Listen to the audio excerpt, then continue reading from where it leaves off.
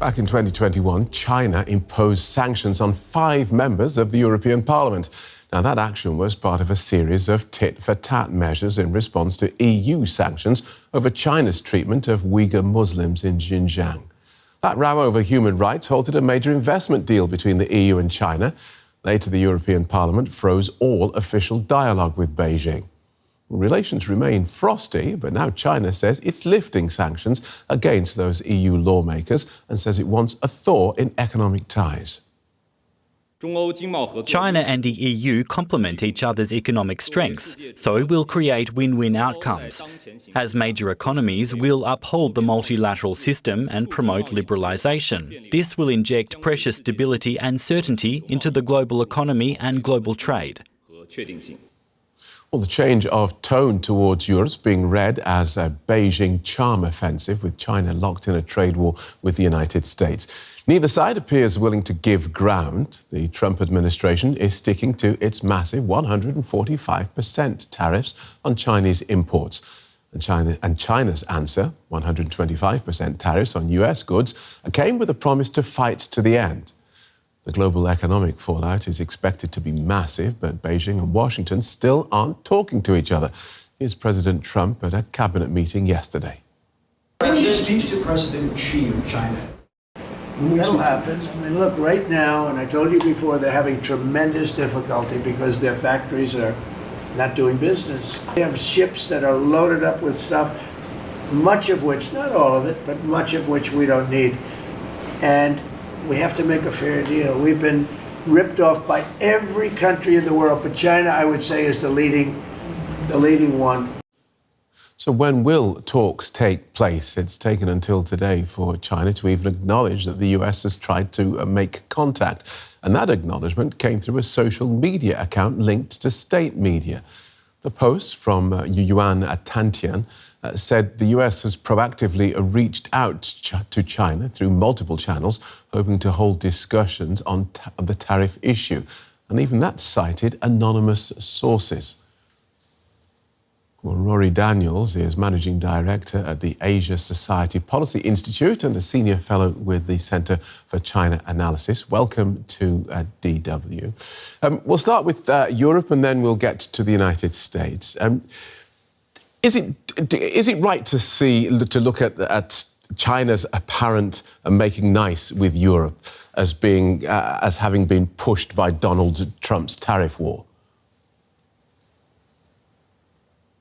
I think that's a correct assumption. I think that it's clear that China is observing the breakdown in US-EU relations writ large, including over the resolution of the war in Ukraine. And it's also looking at potential huge problems accessing the US market and seeing potential in Europe to both shore up its economy, its exports to a consumption-driven market, as well as to repair some of the damage that has been done through Xi Jinping's support for Vladimir Putin's war in Ukraine. So when you look at some of the EU's concerns with China, human rights, trade imbalances, technology and security, to name just a few, how do they set those significant differences aside and play nice? I think this is really the big strategic question here. Just because the U.S. is, using its economic leverage in order to create new trading systems and new trading agreements, it doesn't mean that countries are automatically going to turn to China, a country with which they have significant differences in values and in the underlying fundamental economics, and say this is a better partner. So I think China is probing right now. It's testing if it was able to create an atmosphere for stronger EU-China relations, including a rumored summit in Beijing in July of EU parliamentarians and diplomats. Would that necessarily create some benefit for China at this point? But I don't think that China knows the answer to that. It's really, these are the kind of very preliminary signals of probing whether or not an improvement in relations is possible. It's interesting that you seem to be saying that China is making the running here in terms of bridging the gap with the European Union, where with the US, China's been very insistent that the US must come to us. Sure. But even so, China has done a couple of things quite quietly over the last few days that suggest that it is also setting the stage for talks with the US, including the social media post that you just referenced saying, oh, perhaps the US is coming to us for talks, which gives the Chinese leadership openings to engage with the US without being seen as weak in their own political system. But also, there's been some quiet exemptions on both sides of tariffs that are particularly critical for either side's economy. So this is really, we are going to see, will the political tactics meet the needs of the real economy, and how far can leverage take either country in creating a negotiation space before the effects of the real economy create upward pressure for the leadership to come to terms? Yeah, I'd like to talk to you more about that and how this might happen. First, though, I'd like to play you a clip of Treasury Secretary Scott Bessent speaking to Maria Bartiromo on Fox Business Network, and then we'll come back to you.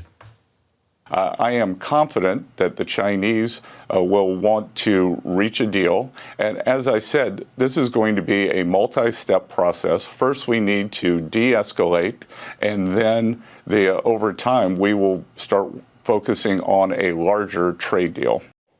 Rorry Daniels, de-escalate, then a larger trade deal. How do you rate those chances? I think we'll have to wait and see whether some of the domestic political imperatives that both sides feel can fit into a de-escalation strategy. But we have seen these tactics with Donald Trump before, perhaps most notably on security with North Korea. We went from fire and fury to two leaders meeting for, the first time the US president had met a North Korean leader. And it happened relatively quickly. So the possibility is there. Again, I think the pressures in the real economy will drive that possibility towards better odds of conclusion. But we'll have to wait and see. News events, particular events, and a strong atmosphere of strategic mistrust in U.S.-China relations writ large could very much delay the opportunity for both sides to come to the table and deal with the economic issues between them, which are real and serious. And will, as the secretary said, take time to resolve. And this Chinese social media post that we've mentioned, you think we should be taking that seriously? You see that as having come, one or two places removed from the Chinese hierarchy, do you? I'm not exactly sure how it fit into the Chinese hierarchy, but I can observe this. The Chinese political system is incredibly tight right now. There is nearly no incentive for a Chinese official to suggest that the leader, Xi Jinping, should negotiate with US leader Donald Trump. The Chinese have seen, how Donald Trump makes off-the-cuff remarks in leadership meetings, how he treats other foreign leaders. And there's absolutely no political appetite among officials in Beijing to put themselves out and risk potentially embarrassing their own leadership or creating a strategy that embarrasses their own leadership. So I think the best we can get are these removed social media posts. And the fact that no, other state officials have come out and repudiated it makes me think that they are indeed authoritative in trying to create that atmosphere without targeting any one person in the Chinese system for retaliation. That's fascinating. Thank you so much for talking us through that. Rorry Daniels from the Asia Society Policy Institute. Thank you. Thank you.